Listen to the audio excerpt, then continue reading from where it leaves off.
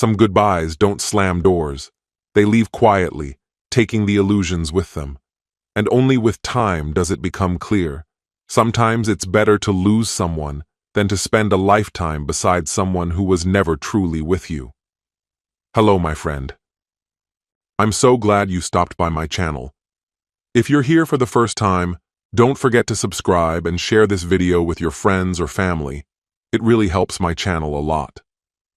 Please tell me in which city or country you watched this video. I value every one of your comments. So, let's get started. My name is Henry. I first met Melissa one Saturday near the end of spring. I wasn't looking for anything in particular that day. I had driven across town to visit my brother Blake, who had roped me into volunteering at a charity event his company was hosting. The work was simple: flipping burgers, passing out water bottles, the usual stuff. Melissa was stationed at the sign-in table. She wore a polite smile and clutched a clipboard, looking unremarkable at first glance. We exchanged a few words about the weather and traffic, the kind of small talk that's over almost before it begins, and I went back to the grill.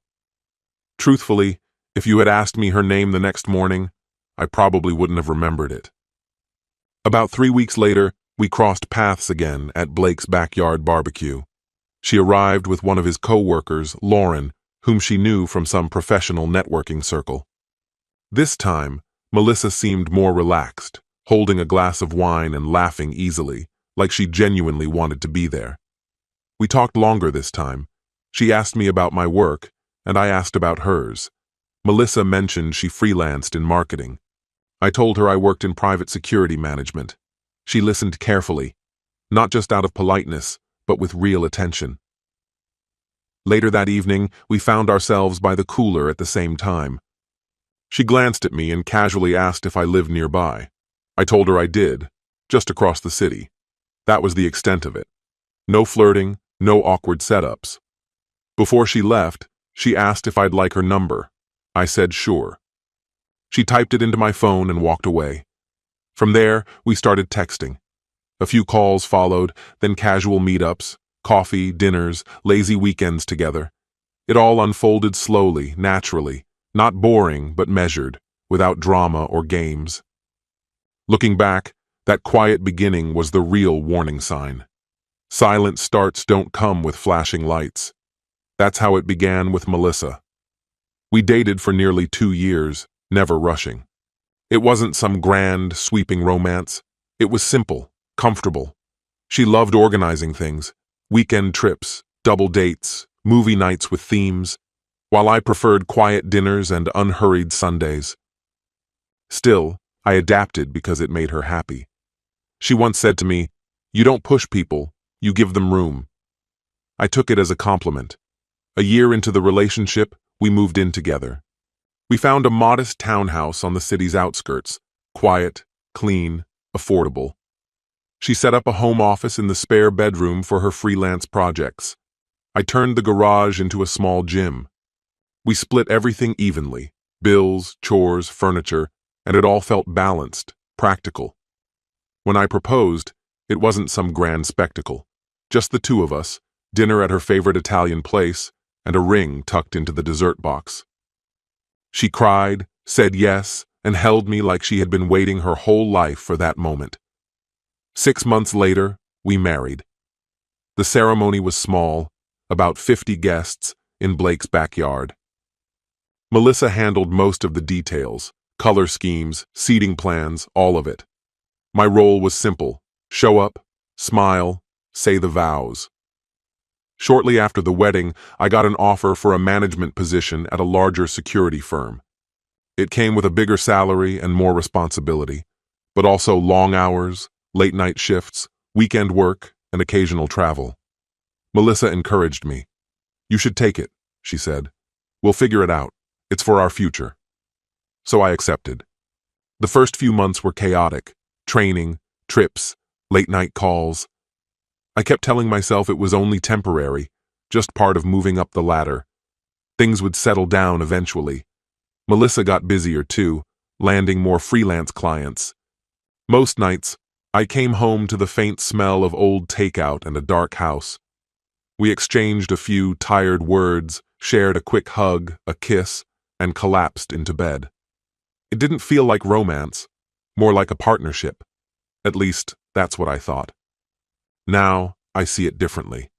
The cracks were already there. We just hadn't noticed. Distance isn't always about physical space. Sometimes it starts in the silence. A few months into my new role, the atmosphere at home shifted.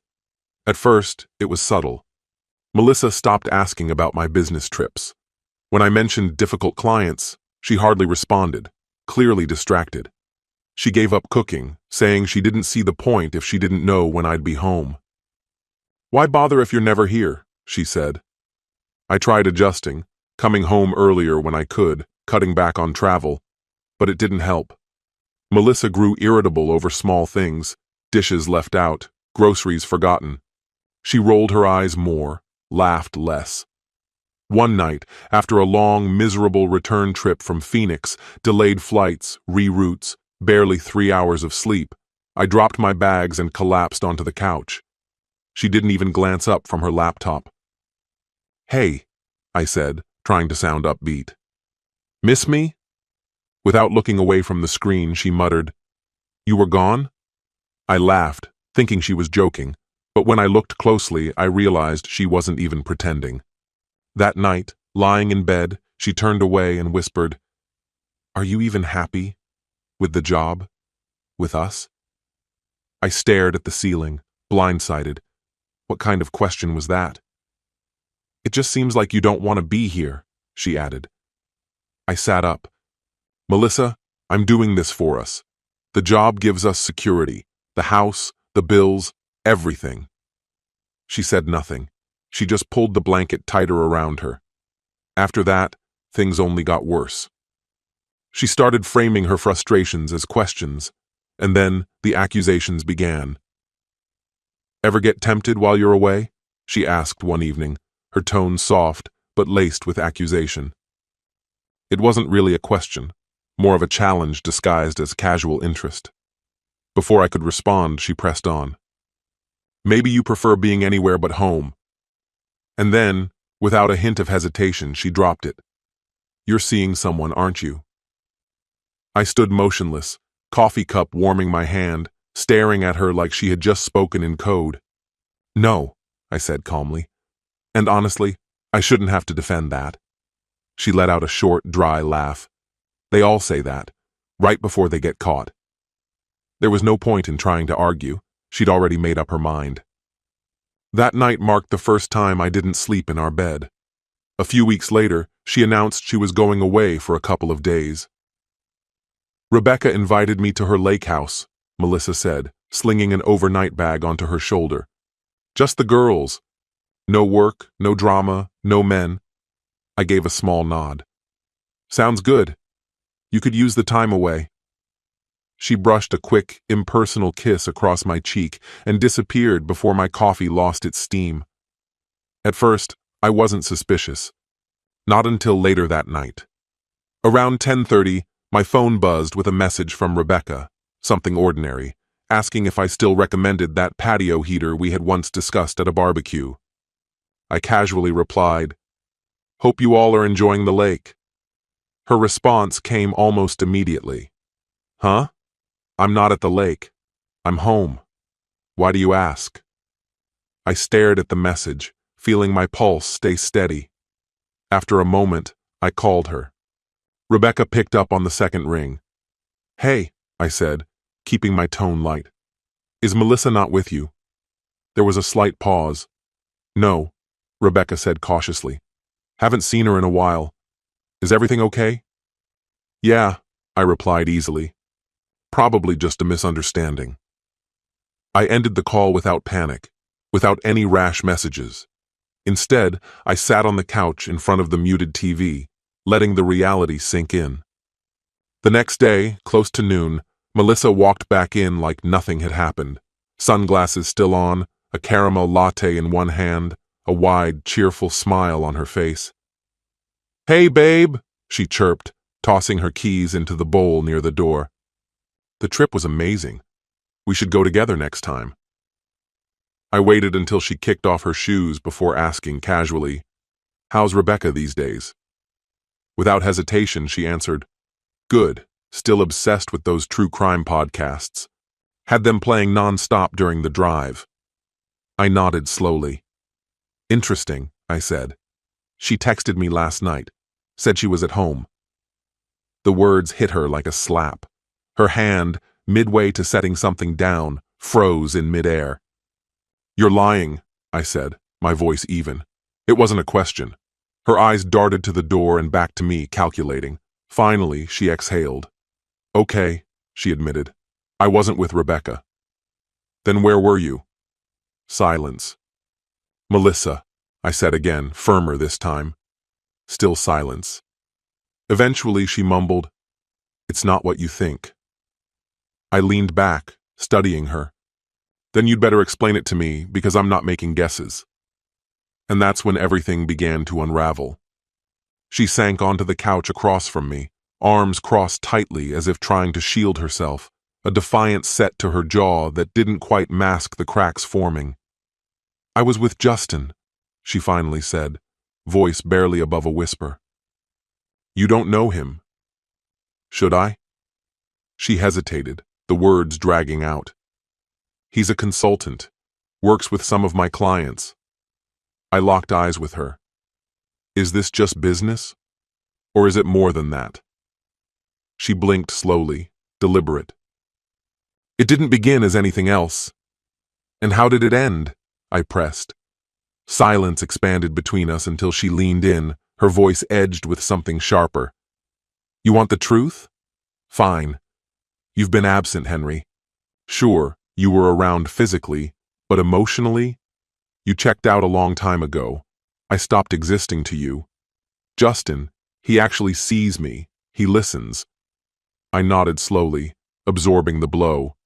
So this is my doing, then? I'm not pointing fingers, she replied quickly. That's exactly what you're doing. She stood abruptly, restless energy crackling off her. I can't apologize for wanting more than bills paid and doors locked. I need to feel like I matter. I didn't raise my voice, didn't argue. I simply picked up my phone and headed upstairs without a word. The following morning, I called my lawyer. I didn't explain anything to her. I let the paperwork do all the talking. When she finally unfolded the documents, she didn't cry or even flinch. Arms folded tight, she just asked, This what you really want? No, I said evenly. It's what you already chose. The weeks that followed blurred into a monotony of forms and sterile negotiations. Every discussion reduced to business terms. Splitting the assets turned into a contest. She claimed the car. I kept the house. She took a hefty slice of the savings. I held on to my silence. Whenever we had to talk, she slipped in small, barbed comments. Justin actually enjoys traveling with me, she'd throw out casually. Or, funny how I don't miss feeling constantly judged. Or, I deserve someone who doesn't treat love like a checklist. I never bit back, never argued. I just nodded, signed where I had to, and moved forward. There's no point fighting with someone who left you long before the paperwork caught up. Melissa? She'd already packed her bags in her mind before the first form was filed. The divorce finalized on a Thursday. I remember because I signed the last document during my lunch break and went straight back to work like it was any other day. That evening, I sat on the porch with a beer, not celebrating, just sitting in a silence that didn't ask anything from me. Exactly a week later, Blake called. You sitting down? He asked. Just say it, I replied. Melissa got married. To that guy, Justin. I sat in stunned quiet for a second. She did what? Yeah, courthouse wedding, small. Someone spotted it on Instagram. I didn't swear, didn't laugh, just sat there, thinking about how fast it all happened, even for someone desperate to erase the past. She hadn't wasted a minute. I shrugged, thanked Blake for letting me know, hung up, and got on with my day. But the universe had one more card to play. 3 weeks later, I found myself at Home Depot, hunting for parts to fix a leaking sink. I rounded a corner, and there they were. Melissa and Justin, hand in hand, standing in front of a wall of light fixtures. She saw me first. Her face went pale, then flushed bright red, torn between anger and embarrassment. Justin didn't match the image she'd painted during the divorce. He was shorter than I'd expected, thin, with a scruffy beard.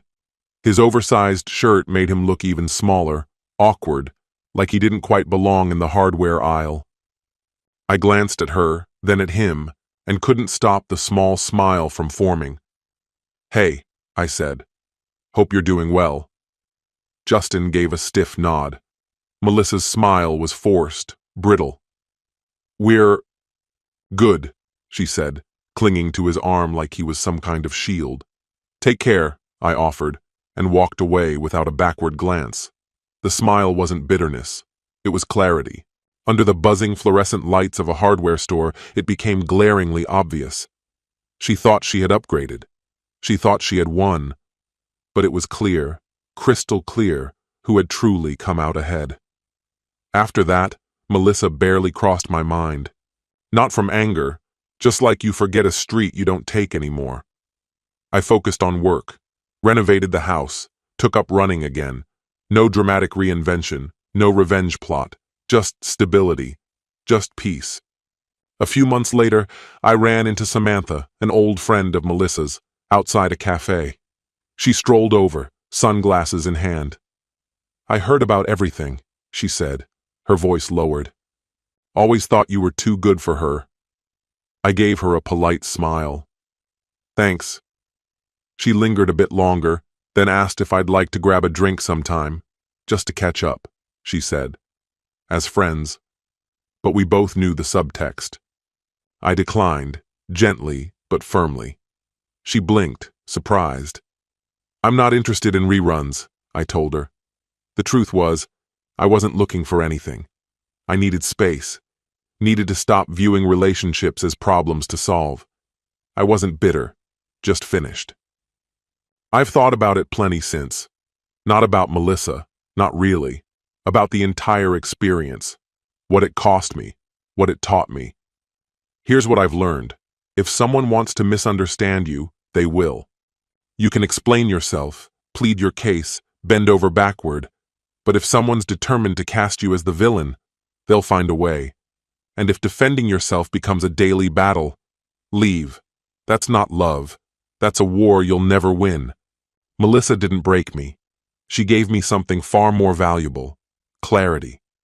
I used to think losing her was my failure, that if I'd said the right thing, come home earlier, cooked more dinners, maybe it would have been different.